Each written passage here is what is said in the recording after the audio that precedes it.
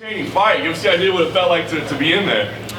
Felt great, man. It was good to fight such a tough guy that's been around the game, who's fought some very tough competition himself.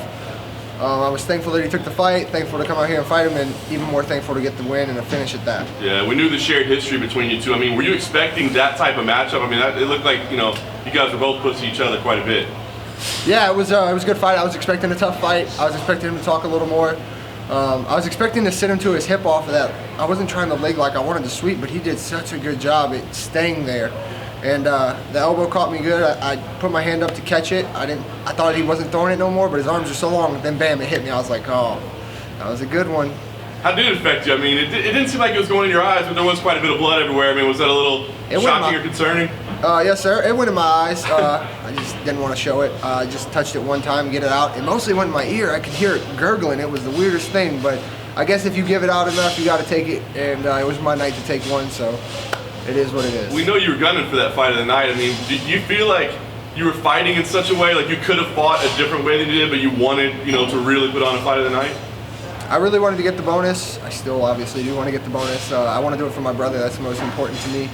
He's given me so much. I want to be able to give him something back, and it's especially something that'll help his everyday life, hopefully help with all the infections that he gets, and that's most important to me first. Yeah, I was fighting. I was just trying to stay calm. Most of all, I was trying not to go out there and be overzealous.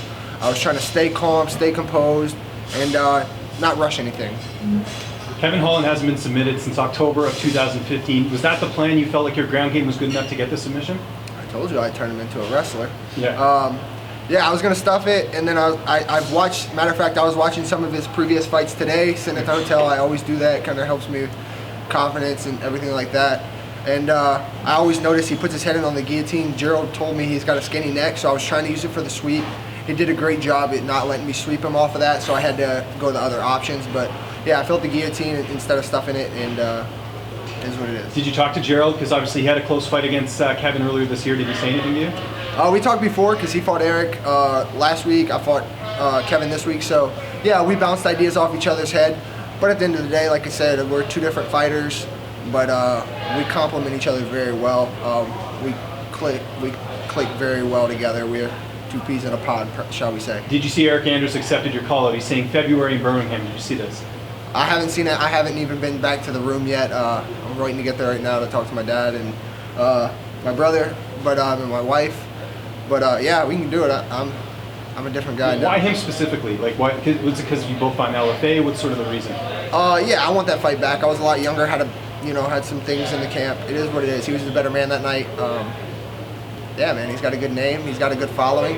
I have a lot of respect for that guy, inside the cage and outside. Good guy, good family man. But business is business, and I want to avenge that loss. Obviously, you got the win. It's your first UFC fight week. What has been your biggest takeaway from your UFC debut and the fight week in general? Honestly, man, I've just been trying not to take it in. I've honestly just focused on the task at hand. I don't want to breathe anything in. If I do that, then I'm going to get caught up in all the emotions and everything like that. I'm focused on me. That's what's been getting me here. That's what's got me on that 5-fight win streak. I think it is now. And that's all I'm focused on, getting better, improving, and trying to put the guy from the gym into the cage and be the next star here. Is there almost like a weight lifted off your shoulders? The debut's here, it's over, you got the victory, now you can move forward and on with your career. Does it feel like a weight's lifted off your shoulders now that that first fight and the first win is out of the way? Financially, it is. I have a little bit of a breathing room, but honestly, I'm ready to see Macy fight later because she's my teammate and we've been going through this camp together. But I'm so excited to get home and meet my little girl in a couple weeks. How tight were those submissions that he had on you? He had that. What do you have? That one rear naked choke. Yeah. My chin was tucked the whole time. It kind of crushed me back a little bit, but I knew I was fine.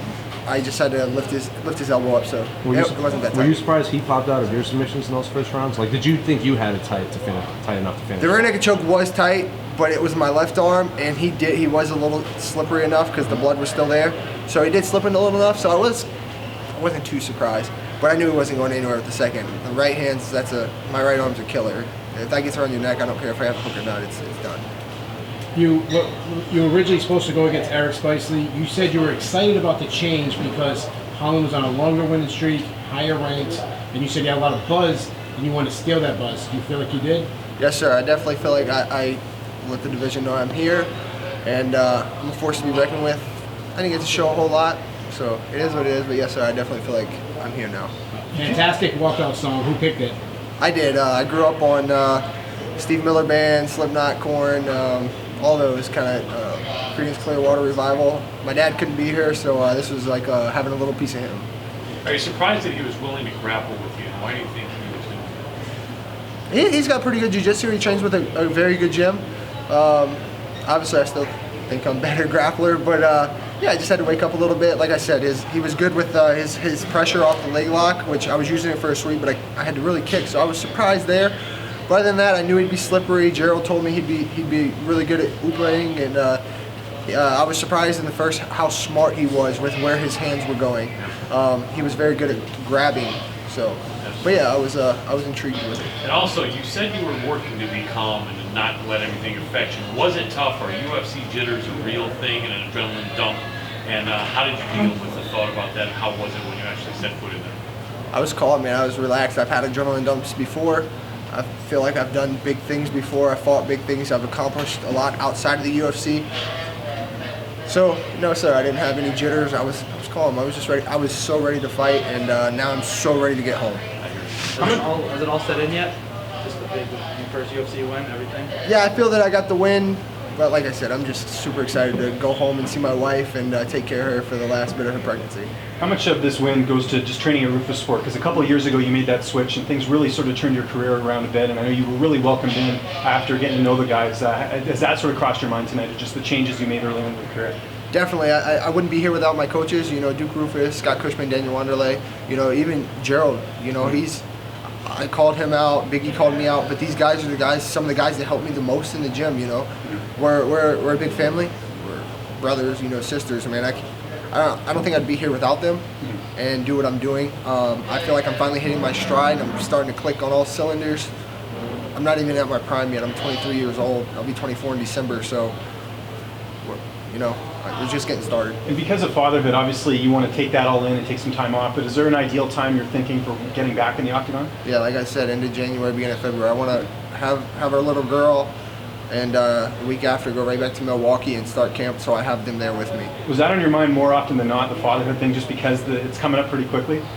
That's always on my mind every day. That's the biggest thing I've wanted out of life, period. Fighting is what it is. I'm all right at it, make money at it. But when it's time for me to walk away, that's going to be the reason. And are you done with the construction business? I know you were still doing that with your family a little bit. I'm sure, depending on what happens with the bonus, that'll influence it. But do you think you'll still be doing that? Yes, sir. I'll be going back to work Tuesday. I work plumbing with my cousin Sam, who's actually here tonight with his wife. So I'll be going back Tuesday or Wednesday to work. And yeah, no matter what happens with the bonus or not, that bonus is for my brother and my daughter. I won't touch it for me, myself. Have you thought of that, though, going back to work and just the reception you're going to get, all the hard work and everything? Because I know it's a tough job. It's long hours, right? Yeah, definitely. I want to get this win one more and then hopefully not have to do that anymore. Yeah, hours suck. It's, some days you don't get off. I start at 7 every day. Some days I don't get off till 5 or 6 in the afternoon. Some days early. It just depends. But that and wife being pregnant and puppies and trying to train on top of that. Yeah, I want to hopefully win one more, whatever it's going to be in January or February, and win that one and be back fighting full time. How do you find time to train while having a full-time plumbing job? It's very, very hard. My cousin's great, man. He lets me off whenever I need it, whenever I want it. I'm going to go to my property in Illinois for hunting in a couple of weeks before my baby's due. And, he's great. He lets me off whenever. So I'm very blessed. But when I'm at home, I don't have a lot of training partners. My friend Zach Fears is the only training partner that I really have for where I'm located, unless I want to drive 2 hours one way. And then I can go to Tim Craters anytime. And I've done that. I train with Dustin Poirier. He's a good friend of mine.